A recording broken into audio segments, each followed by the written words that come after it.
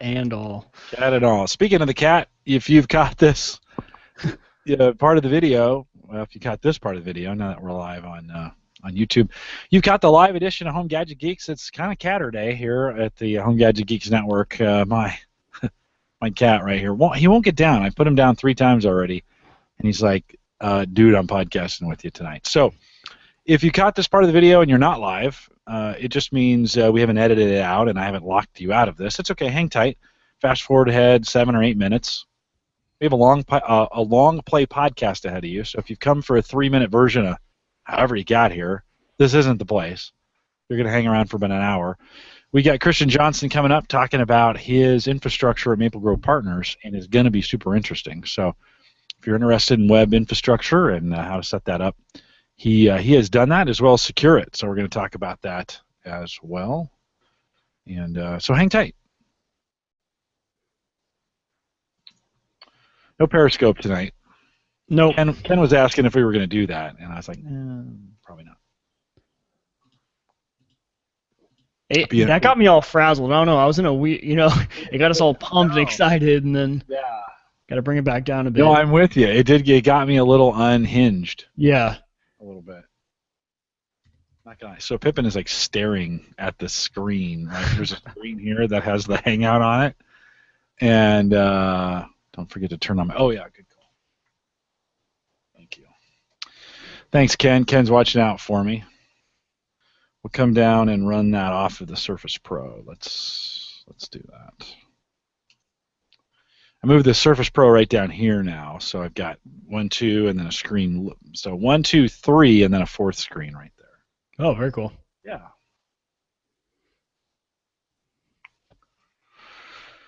All right, let's see if we can. I need to bookmark that video so I don't have to find it every time. But I'm pretty sure the cat is going to watch most of the podcast with us. All right. Yes, head down, seriously involved in what's going on in the podcast. I wish I could show you. Maybe I'll point the camera over. You can see his tail right here. Oh yeah. That's the difference between dogs and cats. Petey would never be able to be in here. He's just too crazy. He'll start barking, or he'll get wanting to play instead of just lay around. Petey. Yeah, no, Pippin won't make any noise. He's staring at me now like he wants to murder me, though. All right, let's get the Chromecast rolling here. One of the things I could do is take over the TV in the living room. They're watching Pirates right now. Christian. I probably wouldn't like that. Can you hear us? Christian? Not yet, apparently. Anyone? Anyway, he doesn't have his earbuds in, probably. Ken, thanks for that. I am using my mouse without borders to control them all. Yeah, so 3 different PCs. So we got a Core i7, Core i3. Those are desktops off the desk, and then the Surface is here. We're using Chromecast to push the video, the logo video, to the back. And I have my cat who's watching the podcast with us tonight. Christian, can you hear us? Anybody? Christian? Anyone? Anyone home there, Christian? Are you there? I hear you, Christian. Can you hear us? Hello, hello. I hear you. Sweet. Can you hear us? I think so. Okay. Let's fix your camera a little bit, too, and so you get kind of settled there. It needs to come down a little bit. You're kind of grainy, too. Yeah, it's a good disposition. How's that? Dave, space-wise, it's fine. It's just you're really grainy. I'm sorry. I see him really clear. Do you? Yeah. Maybe it's me. Christian, for me, does it say HD for you or not when I'm talking? I don't see it. In the bottom right-hand corner? No? Okay. I see live. It's so weird. That's the top right corner. Yeah, Ken says +1 for mouse without borders. Yeah, pretty awesome. Oh, I wonder if they're streaming. Well, it shouldn't matter. I bet my family is streaming Pirates. That's probably why I'm struggling. You doing all right, Christian? You seem a little quiet tonight. I am. You doing okay? It's been a long week. Hey, we gonna make it this summer? Yeah, we're gonna make it. I had 2-day. Can you bring the mic a little bit closer? You never always ask me to put it away, so I've been putting it farther away. You're super quiet tonight, so I'm just trying to. It could be also the microphone level is wrong. No, I think it's fine. I just think it can be a little closer to you. Okay. Typically, you're a little more boisterous, but I think we're wearing you out. Yeah. Well, I have this 2-day expo down in Virginia, and this usually requires me waking up at 6 o'clock or leaving the house shortly after 6 to make it before traffic hits, and not getting back till 10 p.m. at night both times, and then having a cyber comp today, so I'm just like, I like sleeping right now. Well, we'll get you in on the podcast and then get you out of here. Yeah, I'll be fine. I'll make it. I went to Ram's Head, actually, and got a burger. Yeah, nice. Even though that's the place we went to, right? Yeah. So. Oh man, LeBron. Oh. Damn. Ouch. Gotta open up Twitter. John was out there for a minute. Yeah. John was out there for a minute and he just left. John, Brian, Drashna, Ken, Mike, you guys welcome. It's kind of I tell you what, having 24 new people to manage all at once. Well, we didn't come all at once. We did 15 and then we did 9 on Monday. I'm worn out, man. I get home and usually I got some juice left in the tank. No, not this week. I get home and I'm just like I get down here and I got all these good things I need to get done. And then I'm like, yeah, I'm not going to do them. And then I got hurt this weekend. I jammed up my leg somehow. Saturday night I woke up, doing nothing. I hadn't worked out since Thursday. Saturday night I woke up, felt like somebody was stabbing me in the leg. And so I saw the chiropractor Monday, Tuesday, and Wednesday. He got me back. He got me back in good shape, and that was scary. I could not stand up straight Saturday night. Sarah was this far from taking me to the emergency room. She's like, "You're going," and I'm like, "No, I'm not," because I could see the money in my healthcare savings account just draining. This cat's gonna distract me big time. All right, Pippin, you got to get off the mouse. All right. So Christian, you ready to go? Ready to talk about this? Do you got a plan? I don't have any plan. show notes, so It's okay. I'm going to get things going, and then I'm going to throw it over to you and Mike. Mike, I got to figure out. We're still not doing a great job of getting you. Like, I don't know when you want to ask a question. Do you want me to come do that mic thing? Yeah, if you can, a little bit more, or just kind of come, sit back a little bit, and then come up on it when you want to talk. Cause yeah, I will. That'll help me. Last week I didn't know, and I was like, we got to get this right. Or you got to bust in. If I give you 1 second, you just got to jump in. Yeah, I'll try and do that, but I'll also try to do the sit back. Yeah, lean up a little bit. We'll get it figured out. Jim doesn't have to worry about that with me because he knows that the problem is getting me to stop talking. It's usually the problem. Yeah, Mike, you've been really good about just listening and kind of taking it all in and asking a few great questions. So I want to make sure you get fair time on here too. Oh, it's fine. But I'll hop in more and then I'll do the mic. As you're comfortable. Because I'll watch for that. If the guest is speaking and you want to ask him a question, just come up, and then I'll know. I'll sit back. Yeah. And you can take it. Okay. I think we are all set. Again, if you caught this part and you're wondering, why are these guys rambling? You've just caught the unedited pre-show. So we're going to get started here. I'm super tired too, so my eyes are just hurting. I'm like, I got to get in bed. 15 minutes in and out. That's what we got. I know. This is going to be a 7-minute podcast tonight. I just want you guys to know that. We're going for 7 minutes. Christian, can you do the whole thing in 7 minutes? Sounds good to me. I might sound like an argument for you. I might sound like one of those commercials trying to sell you something with all the post legal disclaimers. Yeah. Or a car auction. Take your pick. Something like that. Yeah. Oop, I'm focused on you. Let me get over here and take that off. There we go. All right, I think we're set. You guys set? I'm set. Boom. Let's do this thing. Here we go. This is the Average Guy Network, and you have found Home Gadget Geeks, show number 218, recorded on June 11th, 2015. Here at Home Gadget Geeks, we cover all the favorite tech gadgets that find their way into your home, news, reviews, product updates, and conversation, all for the average tech guy. I'm your host, Jim Collison, broadcasting live from the AverageGuy.tv studios here in a blustery, rainy, I'm about ready to build an ark. We've had so much rain this summer already, Mike. It's kind of been a rainy... no kidding. Well, then right? Monday through Tuesday confused us because we're really hot, really sunny, and then we come right back to that rainy hurricane. Back to a lot of rain. So I think the drought is over here in Nebraska. And, of course, we post the show with world-class show notes each week out at theaverageguy.tv. If you have questions, comments, or contributions, of course, you can contact us. Send us an email, jim@theaverageguy.tv. That's a great way to do it. You can track me down on Twitter @jcollison. Many of you have. We're getting a really good Twitter conversation going on out there. You can call in your questions as well. And Neil calls me each week. Neil, thanks for your encouragement. He's really liked where we've been going lately. 402-478-8450, and we'll play those questions right here on the show. Of course, theaverageguy.tv is powered by Maplegrove Partners Web Hosting. Get secure, reliable, high-speed hosting from people you know and trust. And one of them, the guy, is right here tonight. We're going to talk about Maplegrove Partners. Of course, that's Christian, and so if you want to, he's got some room on his servers, and if you want to take him up on his offer, the plan started as cheap as $10 a month. It's a great deal.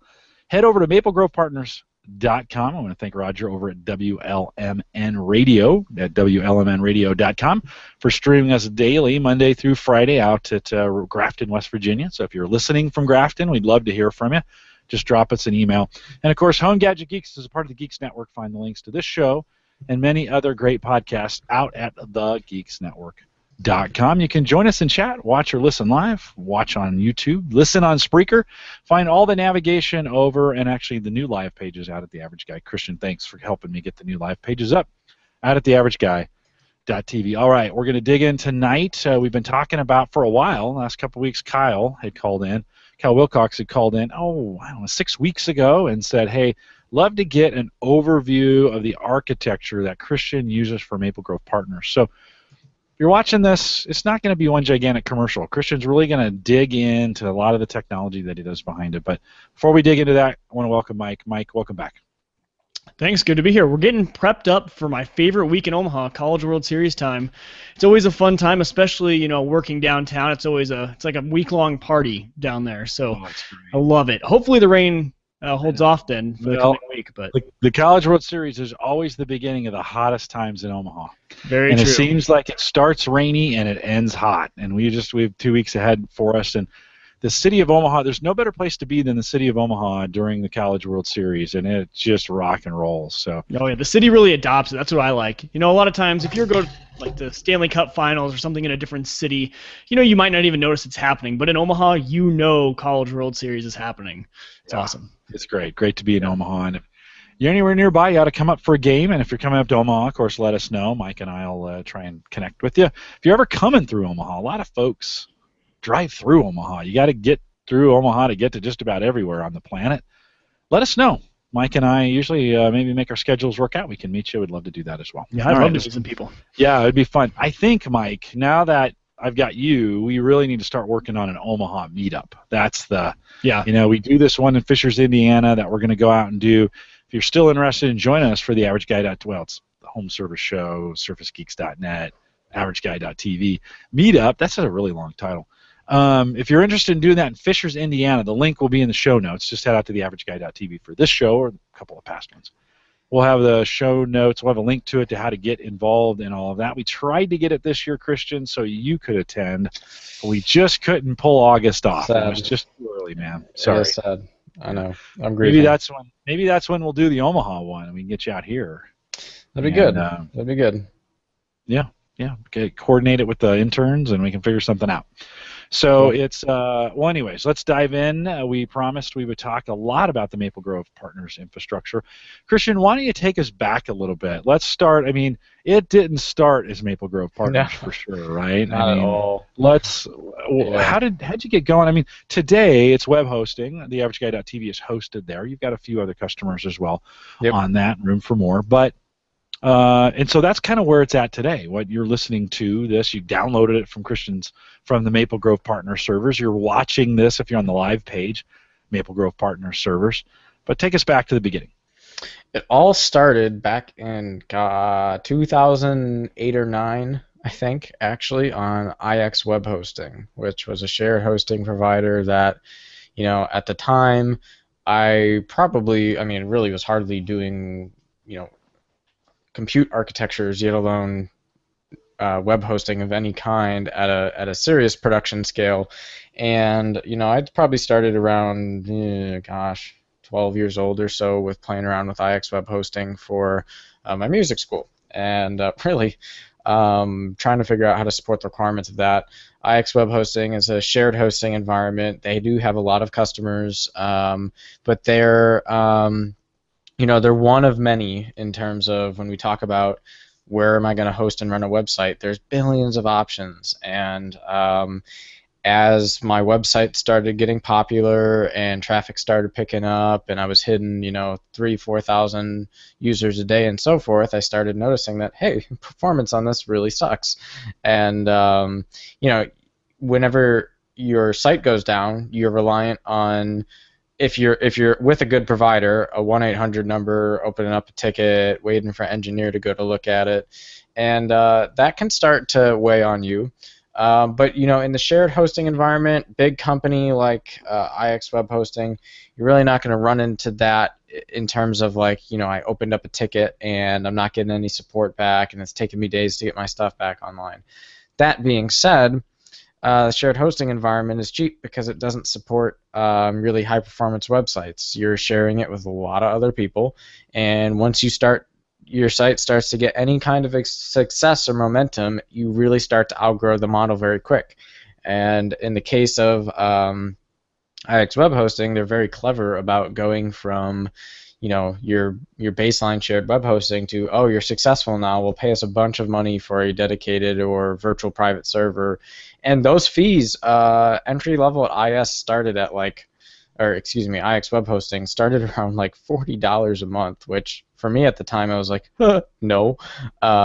So I started doing shopping, and I'd say about 3 years later from what we were doing with IX Web Hosting, I really started getting into what is the cheap budget virtual private server solution where I will be able to have control of installing the server, logging into it, setting up the software, making configuration changes. I won't have to open up a ticket every time I want Apache tweaked, that kind of flexibility.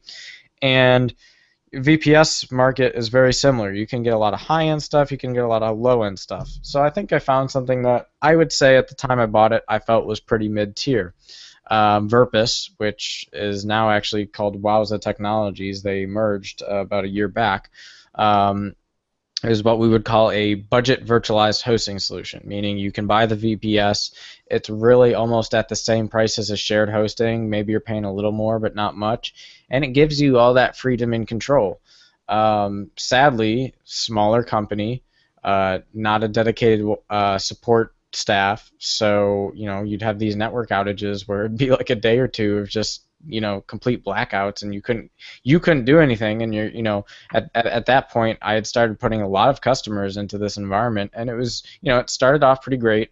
As it started to get larger and I was buying more VMs from them and expanding my infrastructure on their platform, I just found it was really unreliable and unsustainable to the point where it didn't get any traction for me, and I was going to start losing customers if I couldn't get them to do their job. So at that point I kind of said, you know what, we've been building networks in the basement of my house since I was 10 years old.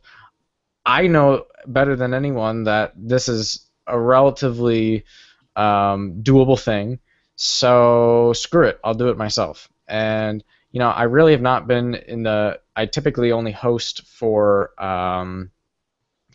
either A, people I know, or B, for my own stuff, right? Because there's a lot of liability you assume when you open up a huge market of potential customers and have this huge hosting environment, right? Some of the stuff we'll go through tonight includes not just the architecture, but how do you secure a platform like this? How do you know where you're getting attacked, from what angles, what applications, how are you going to support your users, how are you going to do maintenance and patching? This is typically what we pay 100+ people in a company to sit and do, but so what we decided to do was bring it in-house with the stuff we had existingly, start phasing it off that virtual private server environment onto my physical hardware. And we ran in that configuration for about a year and a half, and it was interesting. Jim can probably attest better than anyone that it was definitely homebrew at the time, and homebrew was the word that we used a lot because it was sitting in my basement, but more importantly because it was basically, nothing was standardized in terms of here's the architecture, here's how I'd expect a customer to handle it, right? Because it's only with people I knew at the time. But it was really great that when there was a problem, I could be on site to, fix it and not have to worry about it and not have to wait for anyone. And then, we gave this a couple years of really kind of saying, hey, this is where this could be better. This is how we could make this faster, and we just started broadening and making a more general model to the point where I said, hey, I think it's, we've worked out a lot of the kinks, and it's pretty smooth, and we can kind of operate it without having a lot of people involved in it, and we have a lot of smart automation going on to keep the network secure and reliable. Let's go ahead and open this thing up. So in January 2015, Maplegrove Partners, the LLC that I'm the CEO of, started doing this hosting, and automated billing. We built all that infrastructure out, put together all the website and the materials. And we really built a solution that I think is incredibly competitive in the market for a couple key reasons.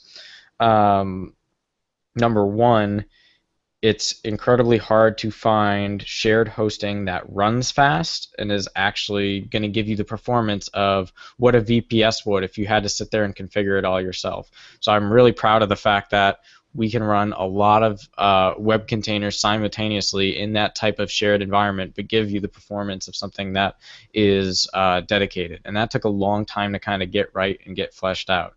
Because I'm a cybersecurity guy, security and data privacy are one of the biggest concerns for me in doing all of this. And so a lot of thought in the architecture went into how to keep it secure, how to monitor threats, how to make sure users' data is secure and safe.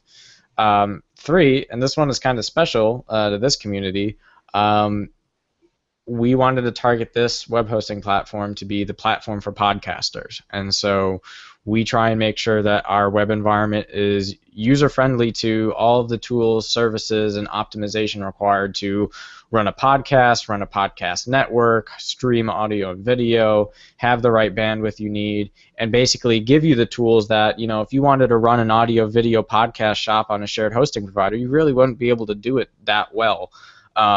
We kind of give you that same flexibility within that model and allow you, if you have existing podcast community, if you're starting up a new one, great sandbox to kind of dig in and get high performance. That's kind of the overview of where we started, where we're going. Yeah, no, it's been a long.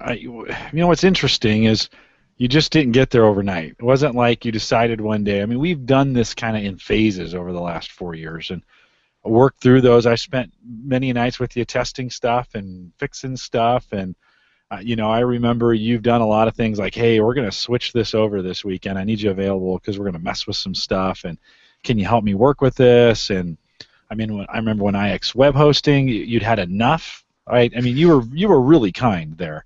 I remember you'd had enough, and you were like, we are moving, and okay, I'm good.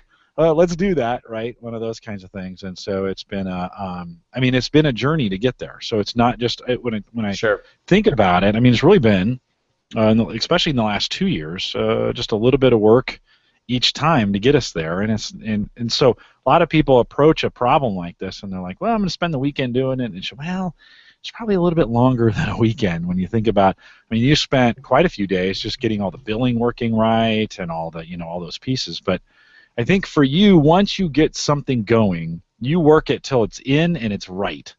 And then you don't have to keep coming back to it, right? Yep. That's one of those things I'm not that good that way. I'm kind of like, well, it works. Let's just go to bed. And you're willing to stay up late. Mike, you've come on to Maplegrove Partners from a customer experience standpoint, and you've only been around our community, less than a year, really, for the most part. So you can kind of come at it from a fresh standpoint. Any any feedback is coming in as a new customer? Yeah, well, because that's why I was interested in hearing what Christian had to say tonight, because really all my experience with Christian has been through just being a customer of him. Obviously, I host the OMN podcast.com page and the soon-to-be launched Suit and Scrubs podcast page, which has been out there for a few months now. But it was the entire experience started, I think, back in maybe November, December timeframe. I can't remember when it was, but I just went on the website and I just acted like pretty much I didn't even know Christian. I just went on and applied, and the whole customer experience was just flawless. And he even asked me, so we got on Skype afterwards, and he was asking me about the experience and stuff like that. And it was shockingly easy to get all set up. And when he was talking about the customer service and being able to contact someone, I mean, the few times that I have had to contact him, it's been like, boom, he's right there, he's on it. He probably number one already knows about it, or number two is, has a solution ready within seconds. And so as a customer, it's been beyond just a relief, because I was on Azure at first, which was great, and I'm sure I did something wrong because I was having a bunch of problems with Azure and WordPress. But after coming over, it's been awesome. So I'm excited to hear all the back-end hard work you did to make it look so polished and neat in the past few months. Because I don't know if that's new or not, your entire customer portal and all of that, but it's been an easy experience and good to use. So. Yeah, no, very good. Christian, all right, so let's talk about your current hardware configuration, because I think that's what a lot of folks are interested in. So give us kind of a rundown of what you got in the system. Yeah, so we're actually running I would call it a semi-traditional server environment, right? So in a traditional enterprise, you would have, a rack mount, 36U rack, you'd be putting in blades. We try to do that, and let me tell you, the noise is such a problem in that type of setting that we didn't have the right soundproofing to make that work right. So we're actually using conventional towers, but what we kind of did was set up our hardware to replicate and fail over each other. So we have the physical hardware layer that I call it the management layer, because it's on one network, and it runs all the hypervisor virtualization layer for the web environment. So if you kind of think of it like two layers, you have your physical hardware, you have your virtualized operating systems, which are basically, they have direct access to the physical hardware, which is why it's pretty much like running on dedicated. But then when the hardware is spec'd the same way, you can back up, live migrate, fail over, and move around those VMs so that if at any one time one of your boxes in your architecture fails, it will automatically basically move over the running state of those virtual machines to another box, and will allow for your customers to be back up and running. So we built redundancy into the hardware profile itself, and each box has anywhere from 64 gigabytes to 128 gigabytes of memory, and that's so that we can properly slice and give a lot of, give generous overhead to our virtualization environment. And all of that's using kind of your traditional ECC checked memory. We're a big Intel shop for the hosting environment, so like 95% of the hardware is Intel based.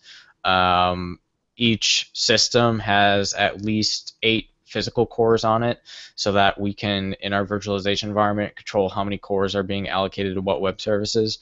So at the hardware layer, kind of your run-of-the-mill, so to speak, in terms of these are more or less beefed up versions of your everyday computer. Christian, can I ask you where you guys have kind of bought these unconventionally.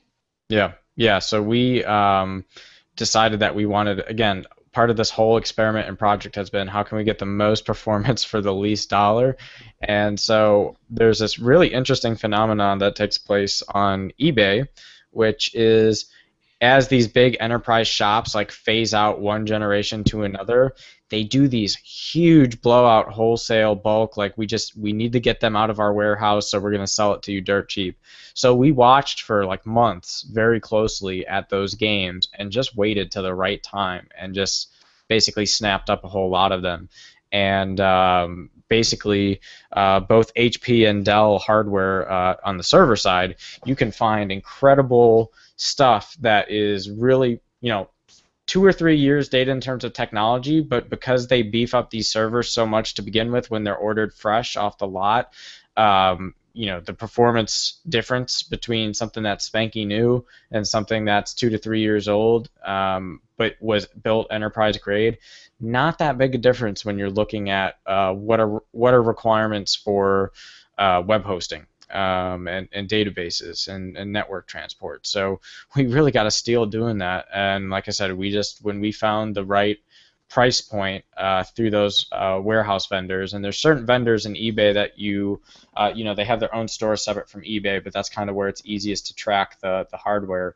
You can basically purchase a lot of really decent hardware at a third of the price for what you would get going retail and still run a pretty fantastic platform.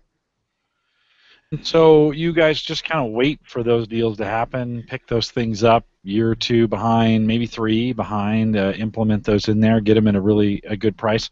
What about the storage? How are you kind of managing that piece? Yeah, so storage is really interesting. We basically have built different storage arrays to do different things. Probably the pride and joy storage array that we had first done was we built it was the hot setup at the time, but we had a Intel SAS controller that basically ran 8 2 terabyte drives in RAID 50. And that was kind of designed to be the metadata, information, business storage system, and the backup system. So basically any backup of virtual machine images or so forth would sit on that RAID, which is also failed over by default of it being RAID 50. And we could write to that thing close to 1 gigabyte. We could saturate the entire 1 gig network because the RAID was that responsive. So really high pipeline backup to that. And then basically for each of these boxes that we set up with the virtual machines, we usually set up a RAID 6 configuration where the OS drive is in there, and then you have a RAID 6 data partition that's putting the actual production virtual machine snapshots, and that's where the actual customer data ends up getting stored. And really, from a management perspective, it's incredibly efficient because you're backing up and save it. That's one of the big advantages to having a virtualized hosting architecture sitting on top of physical hardware, is that you're building a backup strategy based on backing up virtual machine hard drives, not backing up whole file systems or pieces of it and syncing and doing all that. A lot of that capability is built in. So good question on the forum. What is the OS and VM stored on? We're using a really hybrid solution. There is the Microsoft stack does some of our virtualization, but not all. And so things like Hyper-V would be familiar to you in that case.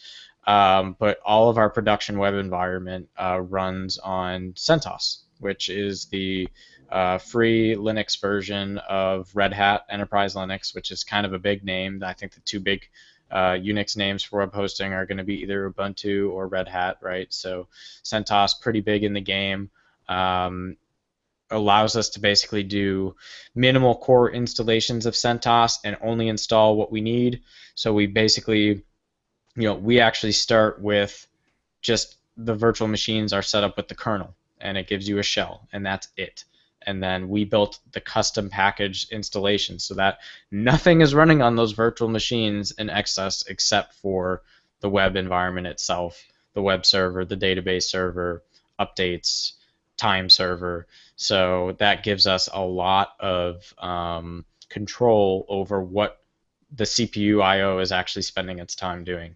Another good question was whether or not we're doing CentOS 6 or 7. When we launched the platform, we were all CentOS 6.6, and we have started, actually our email servers are now on CentOS 7, but we still have to keep our main production web environment stays in the latest version of CentOS 6.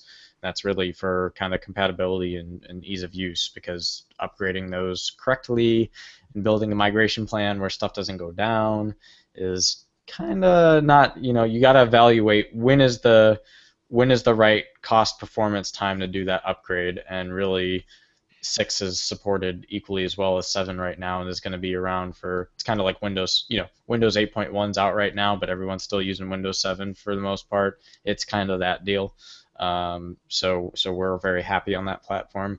But if we're adding something new to the environment, we'll by default go to the latest, right? So that's what happened when we added our email servers. We just said, hey, CentOS 7 has a lot of built-in improvements to the virtualization architecture we're using, so we're just going to take that functionality for granted and make sure that we're on the latest versions for our customers, and that's been really interesting. So we support that mixed environment. Any SSD in the architecture at all in your setup? That's a question coming in from Ken. Yeah, so we've actually been moving to solid state drives in phases for our system disks for the management layer. We found that the biggest performance gain we get is when our hypervisor is the operating system for the hypervisor itself is running on the operating system, and then but the actual customer hard drives, so to speak, are still sitting in those RAID environments. So those wouldn't change to SSD anytime soon. But SSDs for the system disk, incredibly helpful for getting Hyper-V to kind of move up and down, and some of the other solutions in the virtualization space to basically quickly be able to come online, offline, and do backups and metadata cataloging. That's where we saw a real improvement with that. So when we think about the hardware infrastructure, I mean, when you think about physical amounts of equipment, I always hate to ask this question, but I mean, is it 5 to 10? Is it 10 to 20? I mean, what's it take to do what you're doing right now when we think about physical boxes? Yeah, I mean, I think if I think about all the purchases we've made for various stuff, we're probably in the for the core infrastructure somewhere between 8 and 15 for the core infrastructure. I would say for the total kind of built out thing and the research that we've done, it's probably somewhere between 15 and 20. And that, this doesn't kind of count things like how much does it pay for that fiber connection coming into the basement.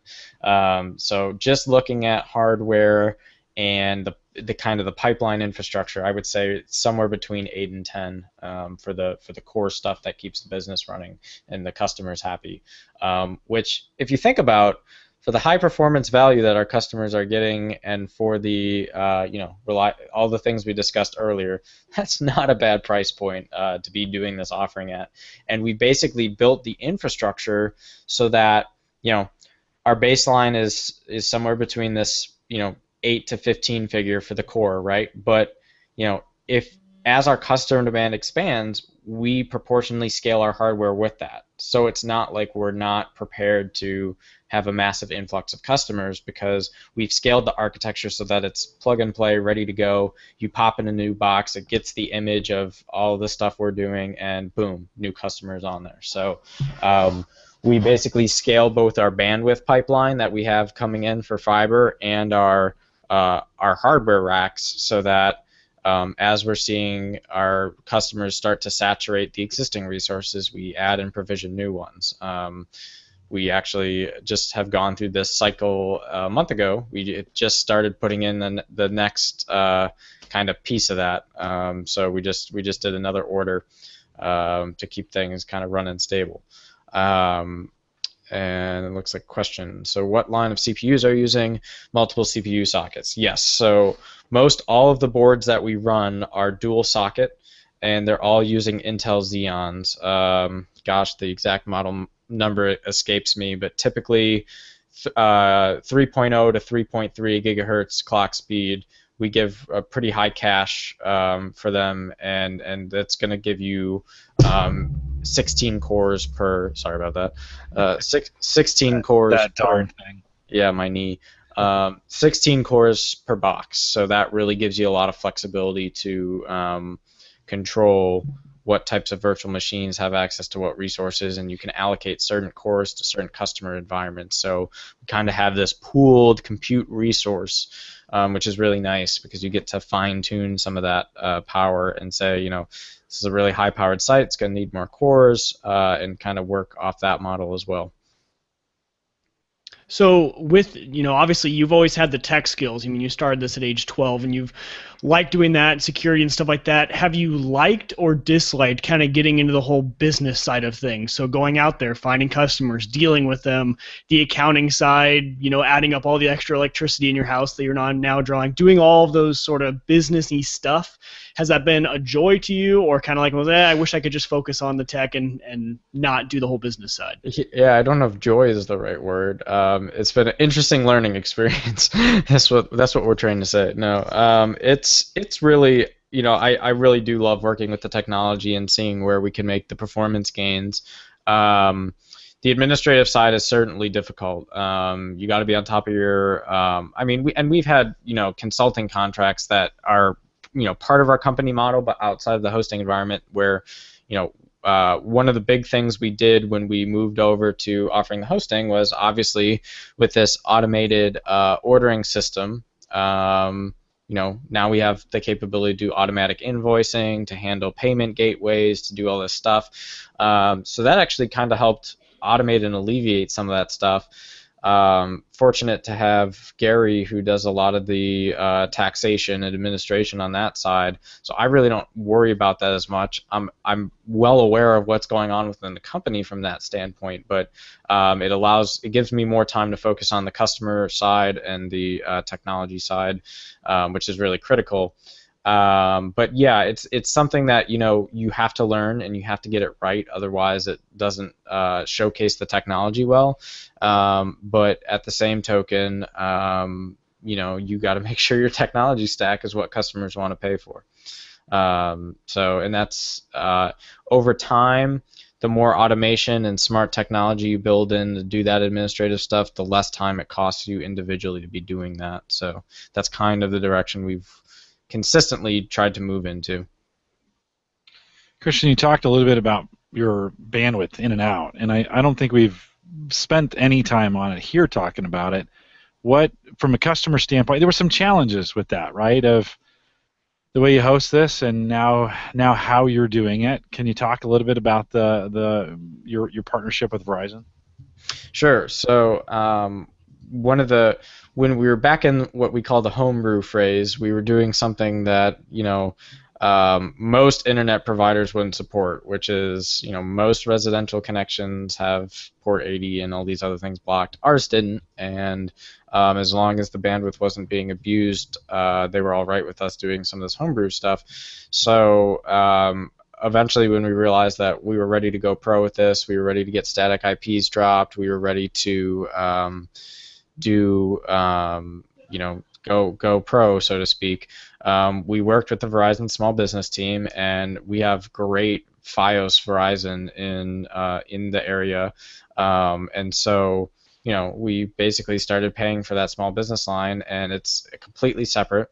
And keep in mind, there are multiple networks running in this environment, right? But they're completely isolated. So one of the big challenges was figuring out first, in an environment where the hardware is in the same physical space, what's the best way to physically and virtually isolate these networks so that stuff can't leak back and forth, so to speak.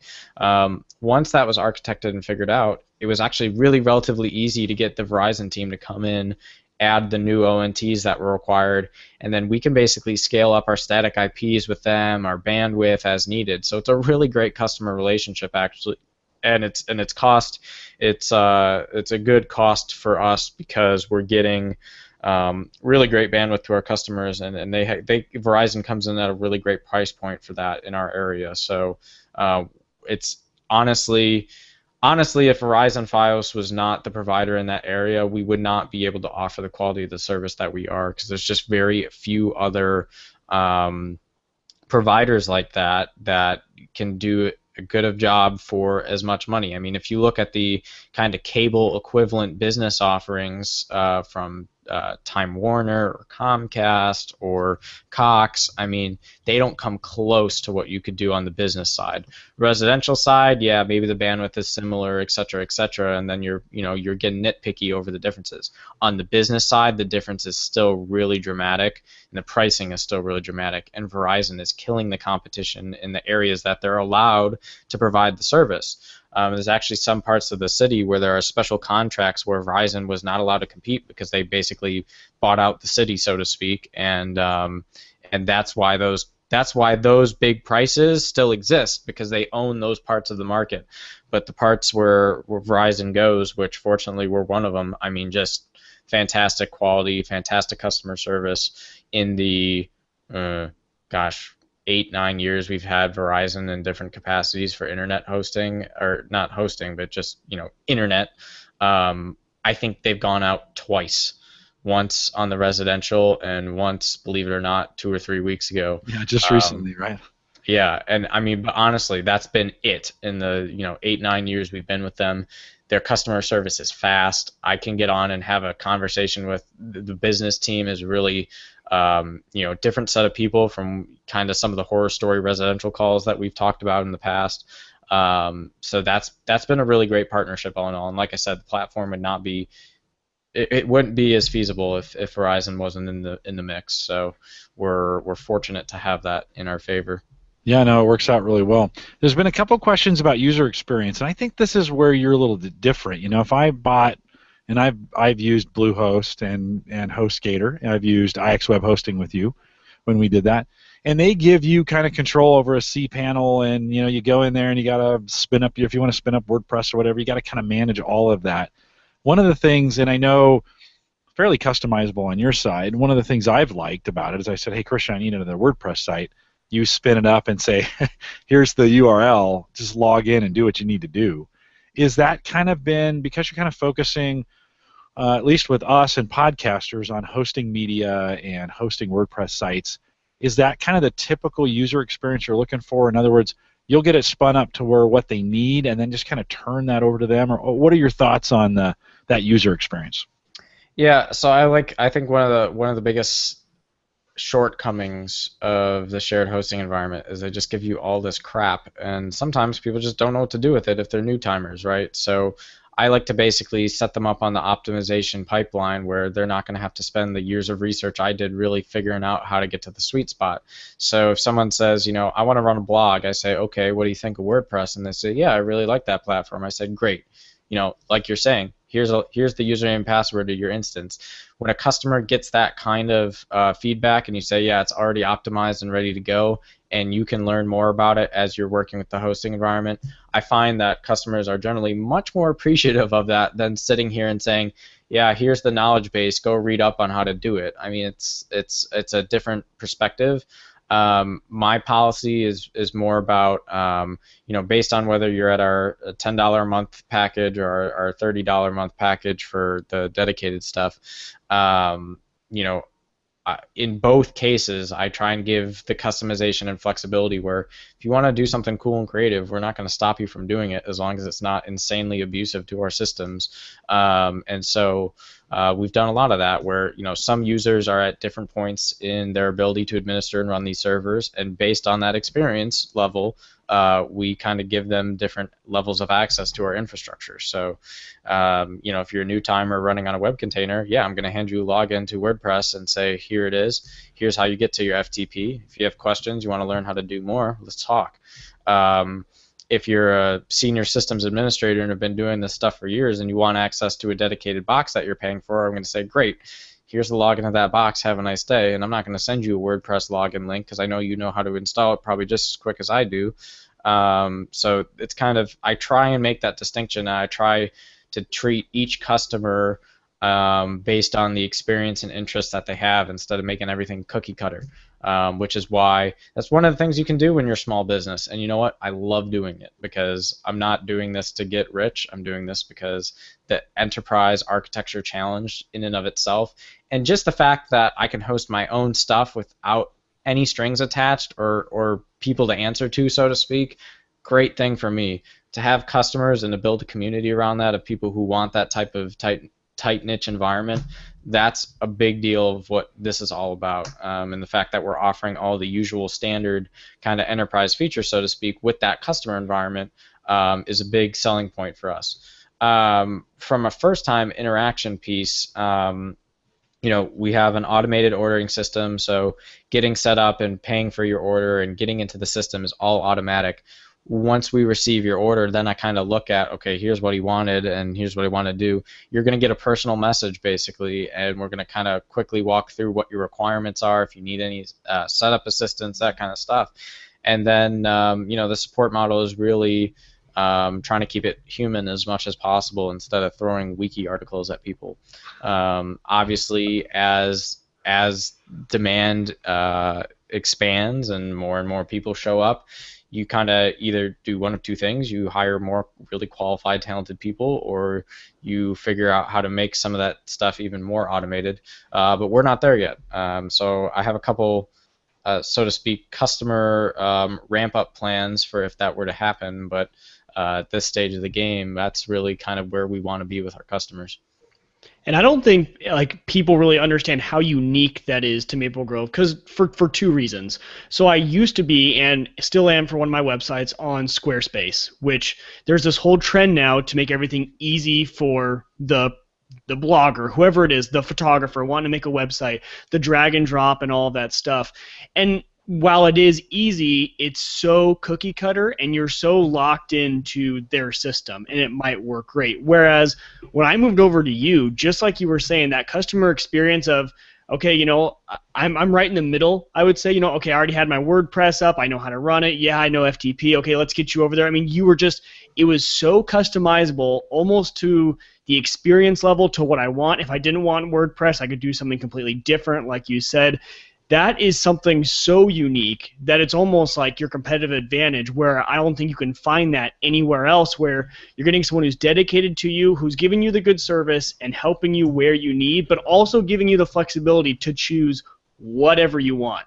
That's really when I came over. That was almost why I was so surprised. I was like, okay, am I going to be put into WordPress right away? Am I going to be put into something else? And that flexibility and the fact that you can run all of that on your hardware and get the type of uptime and just efficiency and responsiveness, whereas Squarespace claims the only way you can do that is to have everyone using the same exact cookie cutter option. You can give everyone their own option and be just as efficient. That's where I'm just like shocked. That's why your whole back end setup, I think, is intriguing to everyone.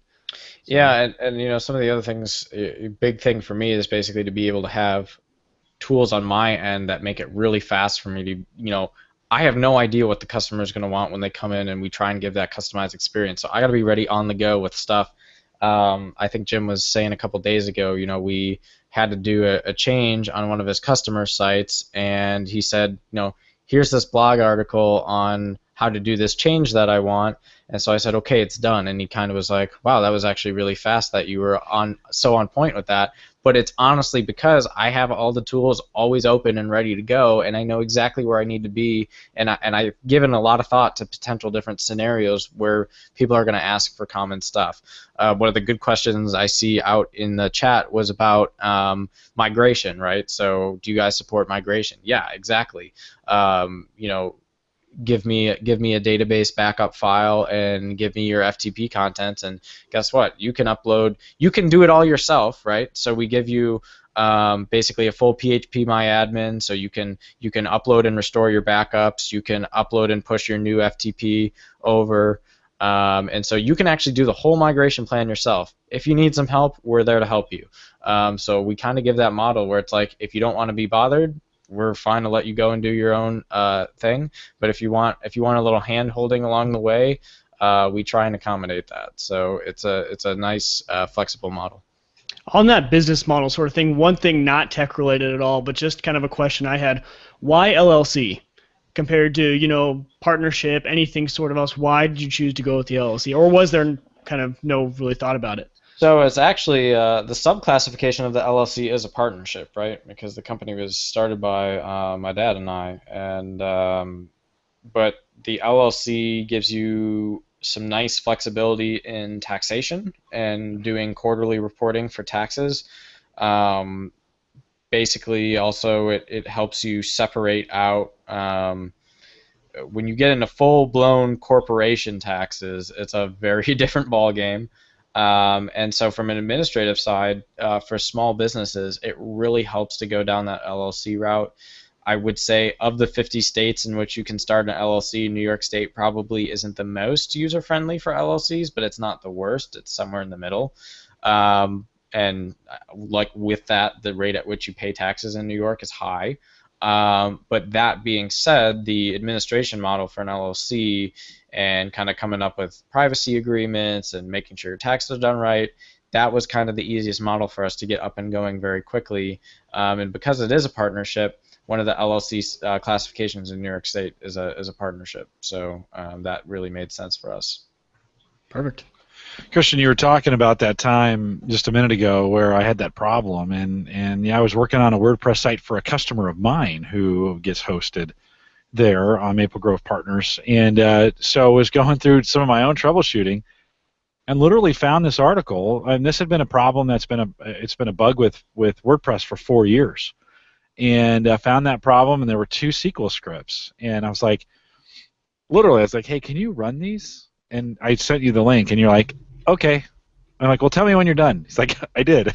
They're done. And I went in, and it fixed it. And I could not. It was just one of those. I've been working with you a long time, right? I mean, so I don't know why I'm continually surprised when these things work the way they do. But just to be able to grab those 2 scripts, throw them in, because it's like, don't you need to log in and say, oh, this is going to be a big hassle, and it's going to take a long time, and this is probably not going to work right. You're just like, done.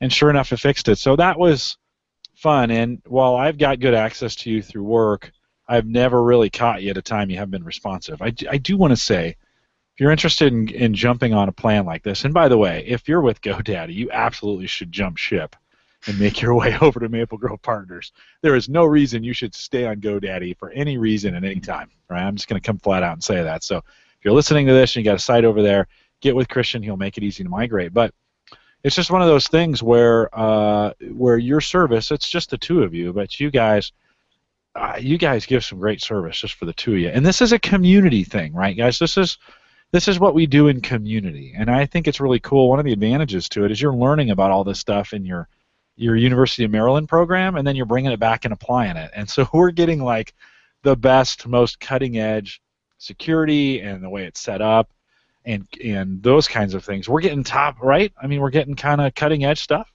Yeah, and one of the questions out there was, is all your admin security and spinning up from the back end, is that custom or is that pre-built? We don't use any of the kind of traditional cPanel, direct admin, kind of the popular stuff. It's all stuff I've built for the most part. So I have a lot of my own management scripts. I've built a lot of my own dashboards. And so, the customer has unmanaged access to the level or extent that they need. But, we don't, if someone really, really wanted a panel, fine. The reason why we are panel free is because it degrades performance, and without getting into the argument about why it does, we really try and hyper tune those environments, and that takes what I call Christian Johnson tender love and care, not cPanel hope you get it right care. So that's some of that. We need to shout, we're panel free. We are panel. We have been freed from the panels taking over planet Earth. And to be honest with you, I don't have a need as a podcaster. I don't have a need for a panel. Just let me into WordPress, right? That's what I need. Give me an FTP. I use FileZilla for that.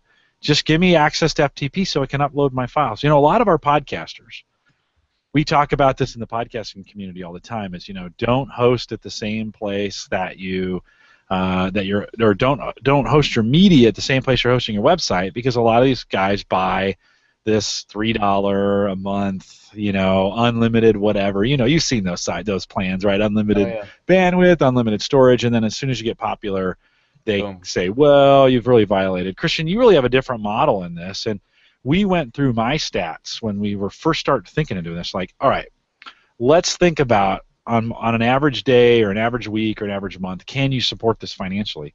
And you kind of used Home Gadget Geeks, used the Average Guy Network as kind of in your own cyber frontiers to kind of measure that. And we do recommend in this case that we host both files, both your website and your hosting. We want to do both, so you don't have to go to different places. So for $10, you get both hosting and you get media hosting. Yeah, and I think we both. You might need to make that a smidge bigger if you can.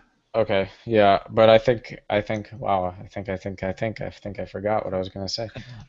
I was talking about hosting, file hosting, same Oh, location. yeah, we did the draw out of if you start at the $10 a month plan for podcasting, how many years of audio can you store? And I think we came out around 5 years for the average, 1 hour to 1.5 hour podcast length, produce an MP3. How many of those MP3s are you going to be able to store on the default plan? And we came out to about 5 years worth.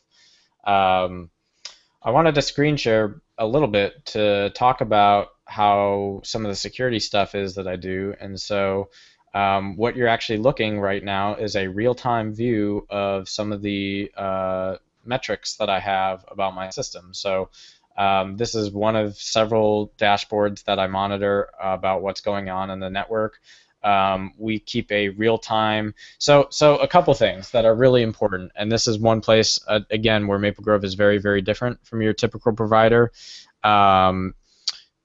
Providers like Verpus, where they give you the VPS, they will refuse to block any IPs that come in and out of their network, because their model is basically, we serve all traffic inbound and outbound, and it's on you to filter and block IPs as needed. We say no, that's complete rubbish. We know there are bad IPs that are always going to be bad IPs. So we do a lot of things to basically keep your website from getting hit. Number one, we get subscription lists for blacklist IPs, and basically these are lists for known cybercrime networks, most active attacking IPs on the internet, email spam relay servers, etc., etc. All those lists get blocked at our edge, meaning it can never even enter our network, yet alone the web hosting environment. So right there, we take a big portion of the crap out on the internet and keep it from hitting your sites. That's going to help you have less spam in your WordPress queue. It's going to help your site from being slow because you're getting a lot of traffic that's not related or getting a DDoS. And then, we do a lot of this real-time monitoring. So we have an intrusion detection system that will pop us alerts in real time as stuff is going on in our environment. For the stuff that isn't known bad malicious actors, it's going to monitor and watch that. And then we also have all of our, so the typical website user, and this is mind-blowing to me, right? Typical website user, you have in your FTP directory an access.log and an error.log, and that's Apache basically logging everything that's going on in your website, right? How many times have you actually opened up that access.log and seen what the requests are, seen what the IPs are, looked for the trends? If you have a large running website where that log file is getting large, guess what? You're going to try and open that up in FTP. It's going to be 8 gigs large, and your notepad or whatever remediary tool you're using to look at that is going to crash. You're not even going to be able to read the file. We stream all of our logs. We don't even store them as log files. We stream all of our log data into a Elasticsearch database that is basically a NoSQL solution that indexes all the data. And then in the dashboard that you're looking on this screen, in real time, it's updating metrics for me. So the frequent IPs that are showing up in the hosting environment, I have a couple things that make sense to me that won't make sense to you. But you can see some of the metrics, right? 404 error alerts, I monitor 404s because that can be either indicative of a code configuration issue or someone is trying to hit pages that they're rotating through URLs. I look at 408s because that's indicative of performance. If 408s are very high, it usually means that the web server might be having problems serving traffic. Login attempts, I monitor for any WordPress environment or application that you're running where I know where the login endpoint is. I monitor all the IPs that are trying to hit your login server, so that if I see that there's something weird, I'm just going to block it for you. And I know which ones are the right IPs because the audit trail is there. So I do some of that in the back behind the scenes. You never even have to worry about it. With all of this data, you say, okay, this is cool. I'm getting a nice little overview. That's cute. How do I know what made this data? Well, in one click of the button, I can basically show you the record from what used to be a log data. So if I click this, it's going to replay the search from my index database, and basically, boom, right away I see the timestamp that it was logged, the overall message, and then I have these fields, right? So I can get the IP address, I can get the referral, the request that it was making, I can get the browser type, the user agent that it was using. I can get all these different fields, right? And then I can see, oh, here's the averageguy.tv, here is the login endpoint, here is the IP that tried to get on. They were using a Mozilla Chrome version 30 browser to make that attempt. I can see the size of the packet request coming in, and I can then go and say, that's interesting. So this IP is making a login from the average guy. I wonder why. So then I want to see a bigger picture of what this IP has been doing on my network. So I say, in the last day, where have I seen this IP? I know about this IP. Hit search, and boom, instant search result. I can see all the activity that this IP has ever had on my network, and that's something that you really don't get in your typical logging solutions. Your typical system administrators are going to look for more systemic, large network attacks. They're not going to necessarily worry about the admin or security of your local site. And so this is the type of stuff that my dashboard has the capability of doing. If you take a look at my streaming sources, so to speak, we have about 15 million events that have been generated in the last week or two. That's how many millions of events that our platform generates that I can monitor and be aware of in real time and know, boom, something's right, something's wrong. I've been able to catch attacks pretty much as they're starting to happen and shut them down before they can even basically execute what they want to. And these are the types of things that keep performance up, keep you from getting hacked. And that's why we really pride ourselves in making sure that we're providing you the best security that we can for what you want to do. Another example, look at your FTP environment, right? Your hosting provider is giving you a username and password for your FTP, and it's probably going over the plain text FTP protocol. It's probably not even FTPS, which is the SSL version of that. We don't allow any password-based authentication, period. If you want to log into our network, you will use an RSA secure encryption key that was randomly generated by myself and signed and sent to you via a secure email message. And unless someone else manages to copy the private key off your machine by having physical access to your box, you're going to have a very difficult time trying to crack a key that has a 2048 key length. So that's something that a traditional large-scale hosting environment will never be able to do or support because that's not industry standard. But for us, we take that seriously. You want to keep people out of your FTP. You want to keep your file secure. That's how you do it.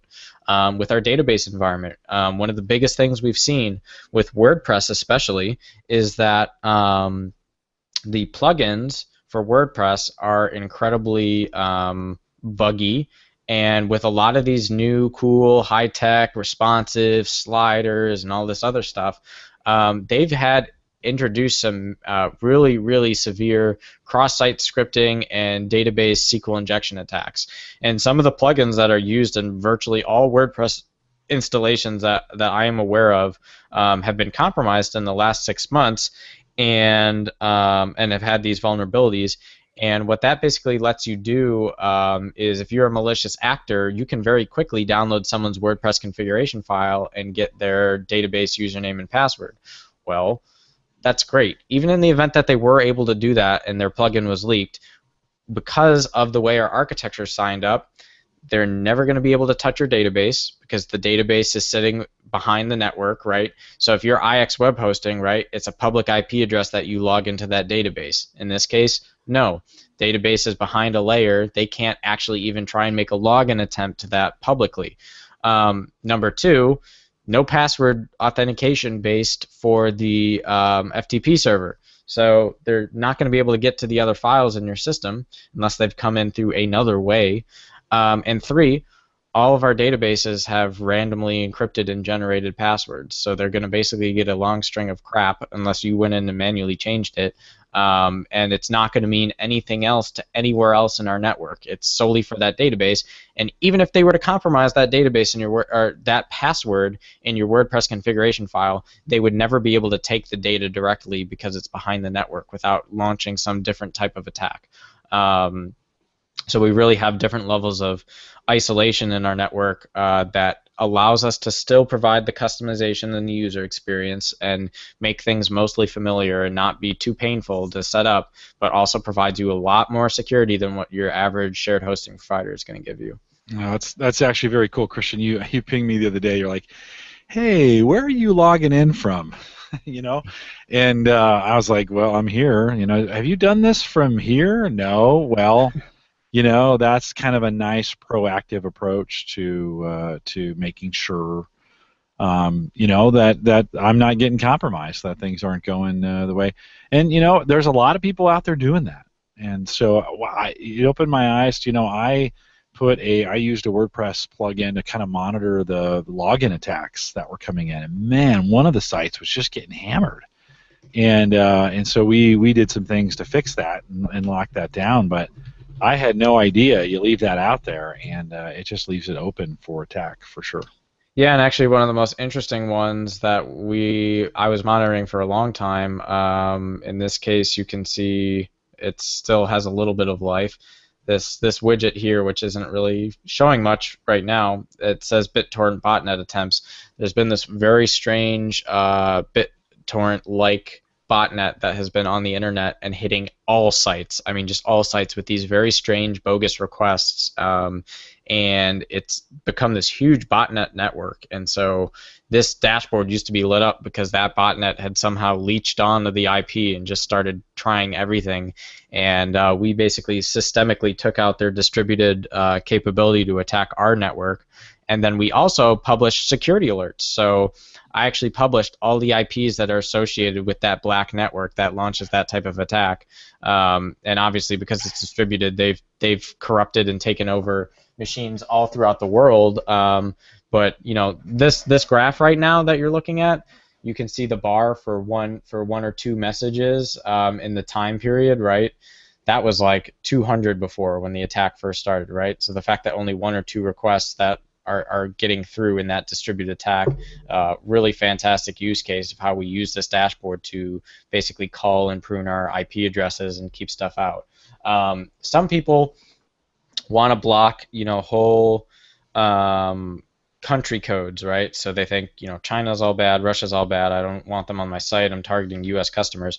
Our policy is basically we believe that our users should have the most visibility and access to the largest portion of valid users. So if you're going to have valid users in those countries, fine, we're going to let them connect, and we're only going to take action if we have physical security precedents to do so. Very cool. Let's take some questions from chat. We got to kind of, believe it or not, we've been going an hour. So let's get a couple questions from chat. Randy Cantrell had asked about FTP migration. So he's a podcaster, and like me, we had my MP3 files stored someplace else. If a podcaster was going to come over, Christian, what's the best way to handle that of moving their MP3? In my case, I didn't want to lose my file structure, right? Because I had hundreds of posts to a certain file structure, right? And I didn't want to have to go into WordPress and change all those. Right. How do you handle that? So basically, flip back over to your. I'm sorry. Yeah. No, you're fine. So one of the great things about migration is that you're going to have access directly to your FTP in our environment, meaning you can reset up and create the directory structure however you want. So if you want to replicate exactly the directory structure you have in your current or previous hosting environment, you're going to be able to do that so that you can basically have the same exact URL points, file location, etc. If that changes or you want to change it going forward in this new site, we can help you, or plugins can help you in WordPress or otherwise set up smart redirections and aliasing so that your old URL scheme automatically rewrites to whatever the new path is you want to set up. So there's multiple ways to go about that, but more or less, when we start migrating customers, we basically just want to clone their existing environment, and then if they want to make those changes on their own, they can go ahead and do that. But basically, it's directly sucking down one full copy of your FTP from your current hosting environment, download all that to your computer, and then just push it right back up to our FTP. And and then once you put that database backup image, and we basically go into the database config file and hook it up to the new database, you're up and running with basically the same site once you've moved over your DNS to point to our systems. Yeah, one of the things I've liked about working with you, Christian, is it's not a email thing. You prefer to just jump on Skype and like, let's hammer this out now. Like, let's do this in real time, get it done. Mike, I'm sure he worked with you maybe, and did you get that kind of service too? Oh yes, everything on Skype. It has been ever since then. I got the same message you did, a few days ago. Like, hey, did you log in from here? And just being proactive about everything. Oh yeah. Yeah, awesome. So much. It goes so much faster. In fact, there's some nights now. Christian works with me too at work, so there's some nights we get on Skype and we talk and then we forget like we're still on, we're still working, and we're like, I gotta go. All right, see ya. And like there's been minutes with no conversation, but it's so convenient just to work that way, to have that instantaneous. And weekends of conversion, I've spent hours at times getting files moved. Okay, I need you to move these files. Let's get this done, and then call me back. Boom. Get that stuff done, ping them back. Okay, it's all here. Let's do this, and let's get this done. And you'll hear Christian typing madly away on his end, getting stuff done. But it's really the right way to do it, I think, from that standpoint of get those things done. So Randy, Randy says, hey, he gets WordPress, he gets FTP, the PHP, and the SQL backend, not so much, and that's okay. I don't mess with it either. Christian does that for me. That's why I sent him the SQL query. Log in. Now on Azure, I've got a site on Azure, and I control everything there. I do the SQL pieces if I need to on Azure. That's just the way that's set up because it's completely automated. But in this case, I'd rather have Christian do all that stuff for me, and so from time to time I ping him. It's not a lot. I just ping him every once in a while, like we had that problem. Hey, run the script for me to fix this problem I'm having. Boom, it's done. So, pretty cool way of doing service there. Randy had asked the all-important question, why Maplegrove Partners?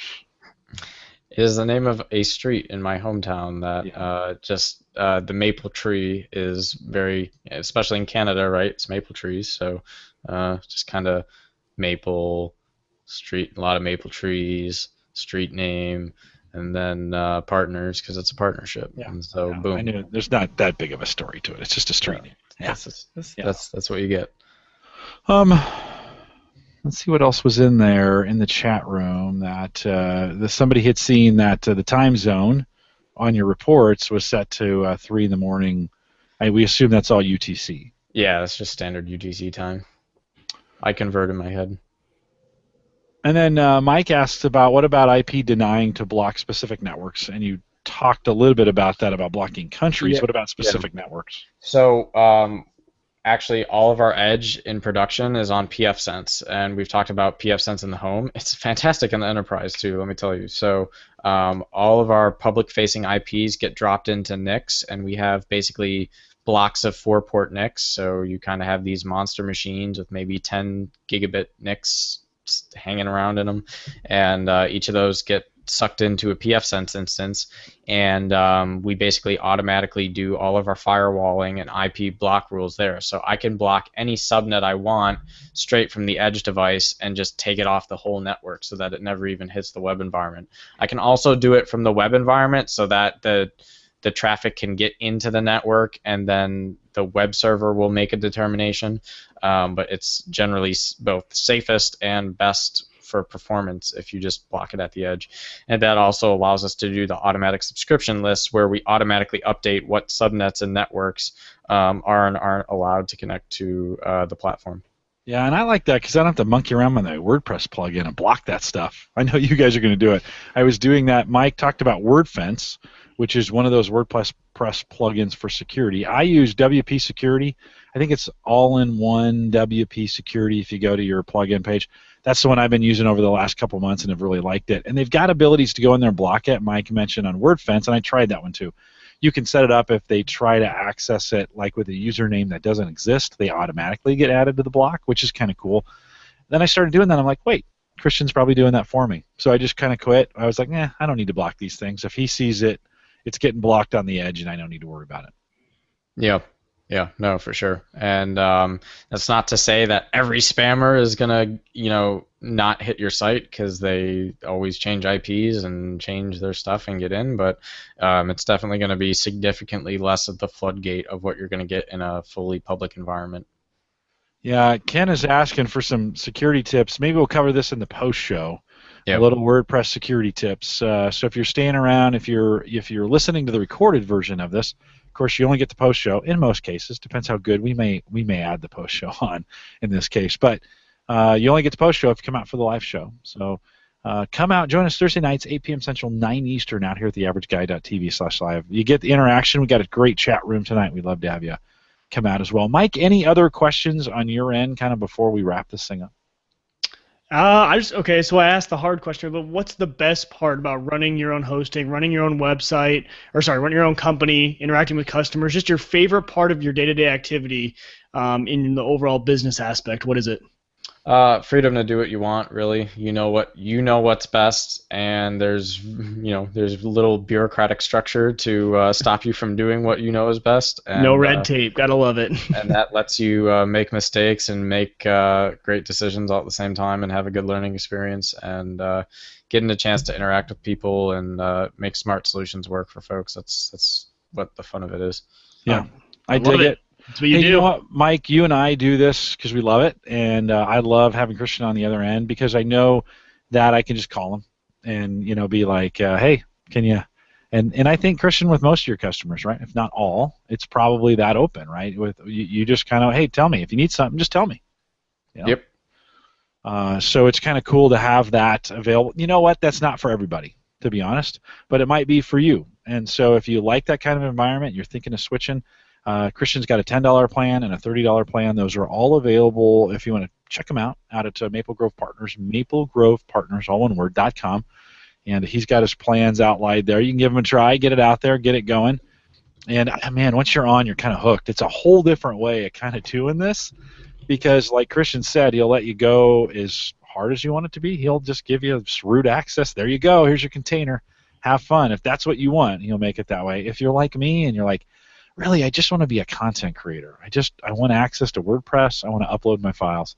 He'll make it that way for you as well. And I think because this thing was born a little bit on podcasting, he's pretty good at knowing what podcasters need. So I think it's one of those things where if you're a podcaster and you're like, I don't know, this hosting mumbo jumbo stuff, Christian's got room for a couple more podcasters on there. And we run some podcasts out at theaverageguy.tv.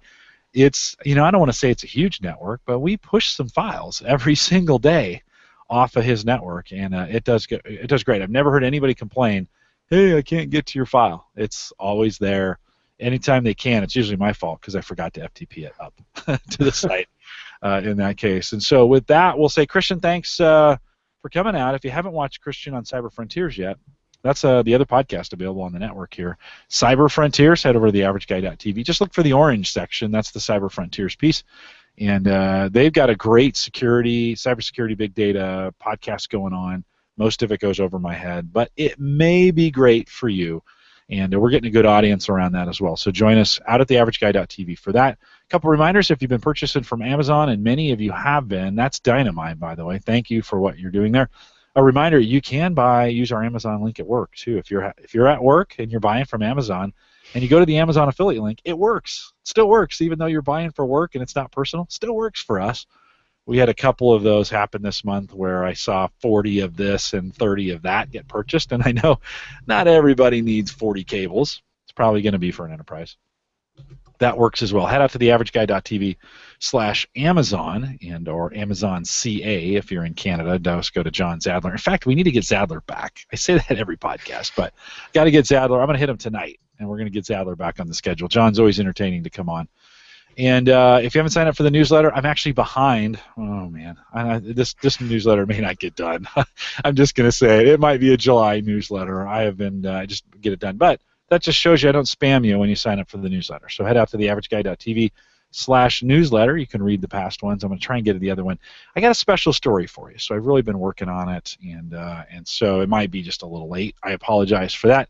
We are out on Saturday mornings at Ask the Podcast Coach. If you're a podcaster or thinking about podcasting, Dave Jackson and myself head out there, askthepodcastcoach.com, 9:30 Central, 10:30 Eastern. And then I mentioned earlier that we have the Home Server Show meetup coming up here. September 12th is the day. I didn't mention that date at the beginning of the show. September 12th, we'll put the link to it. Mike and I are heading out. We're going to old school road trip. Love this it. could be like Hangover. I'm not gonna lie. What happens at tattoos. the thing stays there, you know. What happens in That's what it Indianapolis is. stays in Indianapolis. So, no, we're gonna have a good time. If you've never been to the meetup, they're always worth coming to at least once. And so, Indianapolis, September 12th, $25. You just got to get yourself there.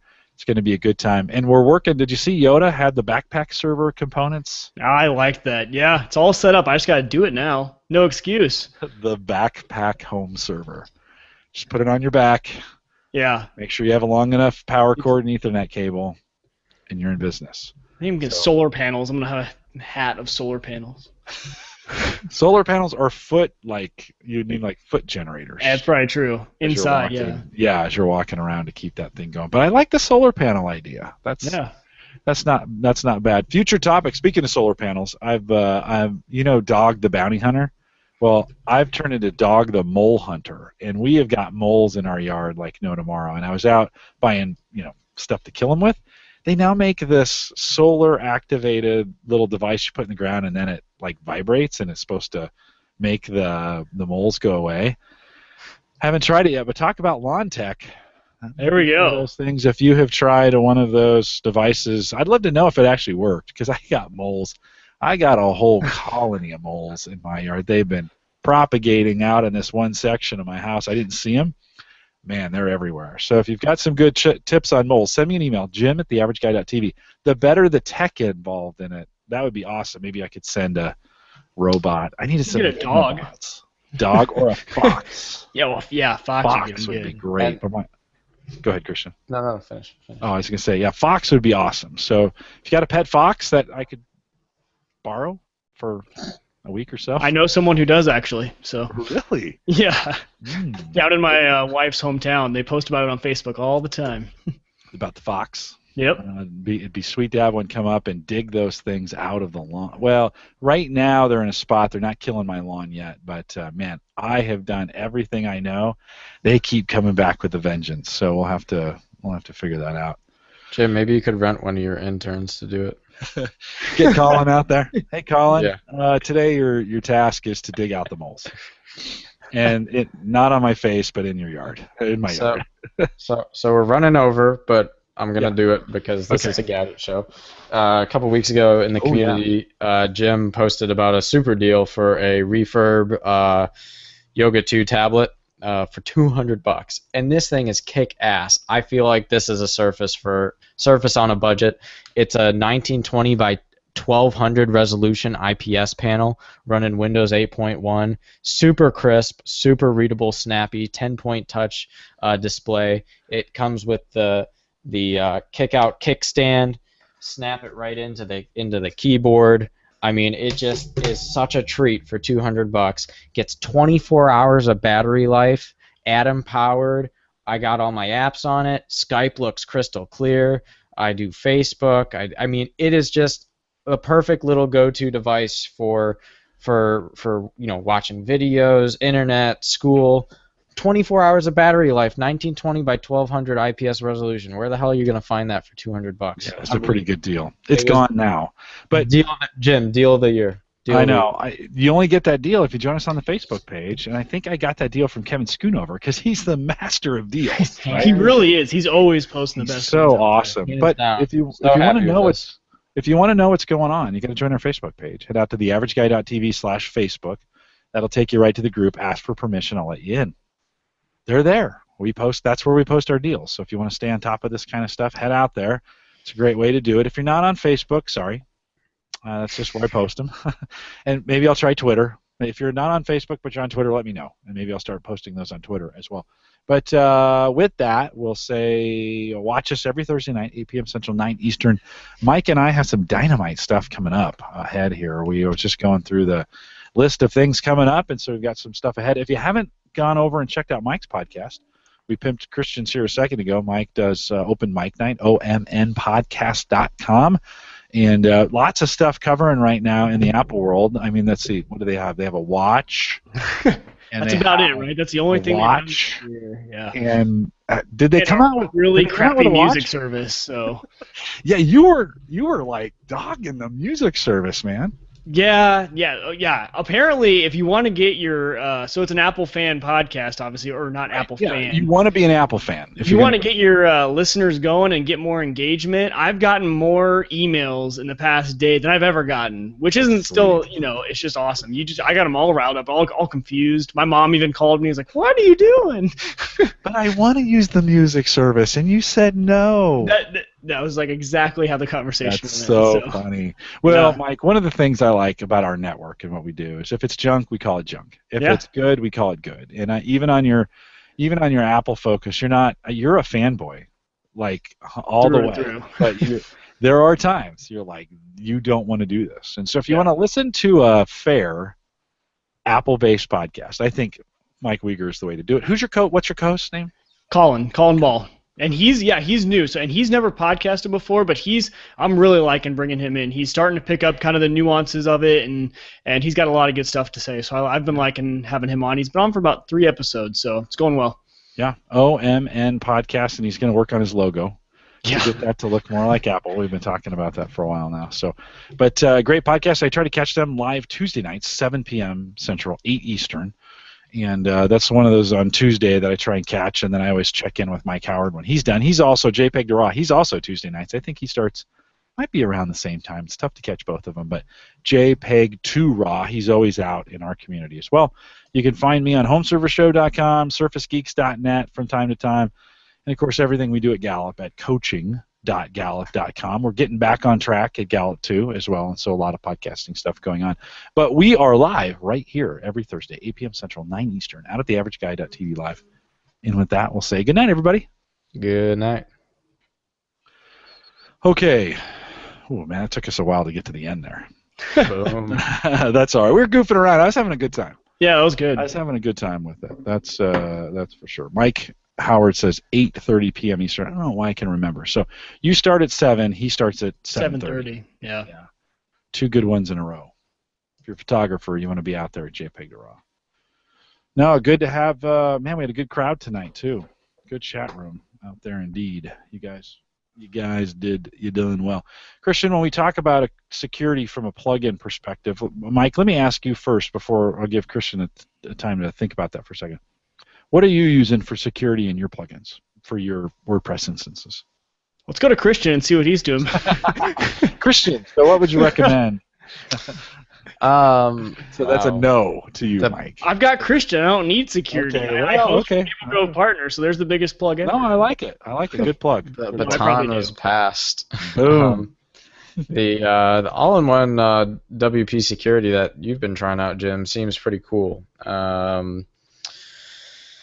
Also, there's really 2 types of security. You got spam management. Spam management I consider one type of security task, and then avoiding bad logins and plugin jacking and that kind of stuff is another task. That all-in-one WP security, if you're going to change your URL for your login, that's the best way I think that's the best way I've found to do it. Even if you're only going to use that plugin for that, I think they make it really, really easy. And so that would be my recommendation. And there's others that do it. I'm just familiar, and I tried the WordFence one, and it was okay. I just kind of fell on this all-in-one. What do you use, Jim? All-in-one WordPress security. Oh, okay. No, all-in-one, yeah.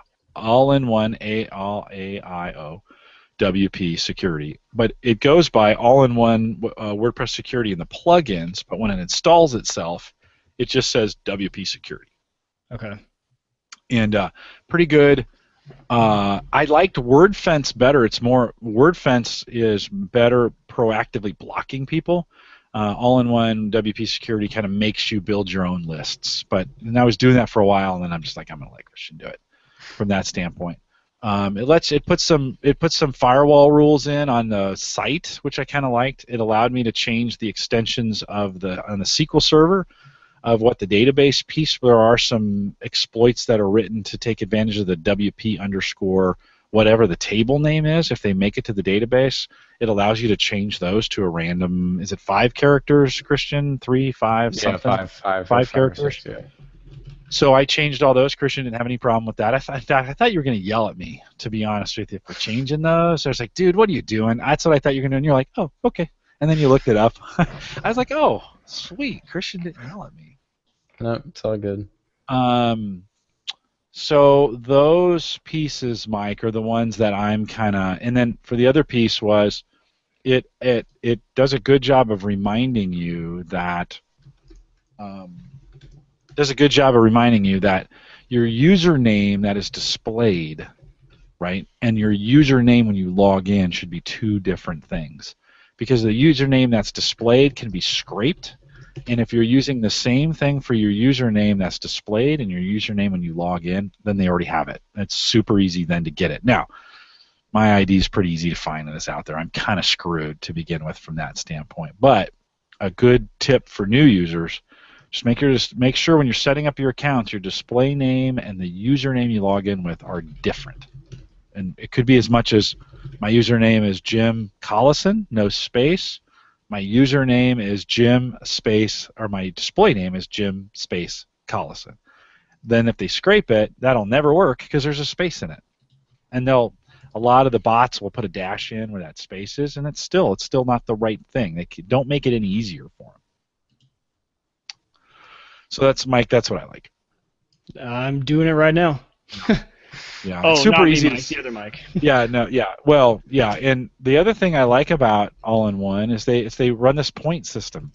And so for each of the steps that you do, it's like 5 out of 5, or this is worth 10 out of 10. And so it's like they kind of gamify it. So then on the front of the dashboard, there's a meter, and it's like, how secure is your WordPress site? And then the more things you do in their app, the higher the meter goes, with a goal of getting 100 points or whatever. I think I run mine at about 60, 65 points. I don't do exactly everything, but it was one of those kinds of nice meters. It's like, oh, hey, so it kind of can. It's a way of them telling me what's important and what's not as important, and I get value out of the things that I do with them. But there's some things I don't do. There's some intrusion stuff that I know Christian's covering, so I just leave it. I don't need that extra overhead. So,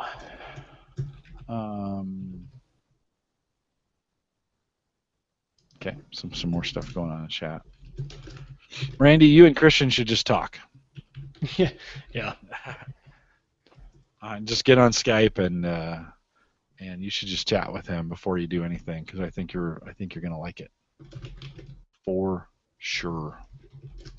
Games start on Monday, Mike, here in Omaha? No, Saturday. Saturday. Yeah, opening ceremonies tomorrow and game starts Saturday. Oh, nice. For some reason, somebody told me Monday. Nope. All right, man, that's gonna light up the downtown. Oh, yeah. Yeah, there's nothing better. You got tickets? No. Yeah, well, I take that back. I'm going for work one day, so I have a ticket through work. But besides that, now you're making me double check, because maybe it is Monday. No. Okay, I'll try it. All right, good. Yeah. I saw they got all the barricades set up downtown, and yep. And again, yeah, I'm gonna head down to the tents tomorrow night. That's a good idea. Yeah. I should do that. I may never make it home. It's usually what happens. What happens in Omaha stays in Omaha. What happens at CWS stays. And we don't talk about it live on the internet. Oh, it's good down there, man. It is good. We're doing one of our recognition events up on the top floor of the Blatt. The Blatt sits right. Oh, nice. Right on that. Now, this is not during the World Series, but it's kind of right after it, and there's some other stuff. But that's a really nice restaurant up there, and so we take the whole company to the roof, and they serve food, and we do a little event. So my friend's wedding reception was actually there. Yeah, it's nice. Yeah, if you have a small enough wedding, so it was. Yeah. But what was I just gonna? Oh yeah, when I lived at Creighton, we lived in the dorms, the junior senior dorms. Did you live in the tower? I lived all over. Okay. I lived there for 4 years. So the junior senior dorms though are literally a stone's throw away from the stadium, and you lived there over the summer, so it was perfect. You just walk down there, walk back. It's good. It's good. When it was downtown, when it was in South Omaha, it used to be a little cheaper. It's kind of expensive now to get. The GA tickets, I think, are $15.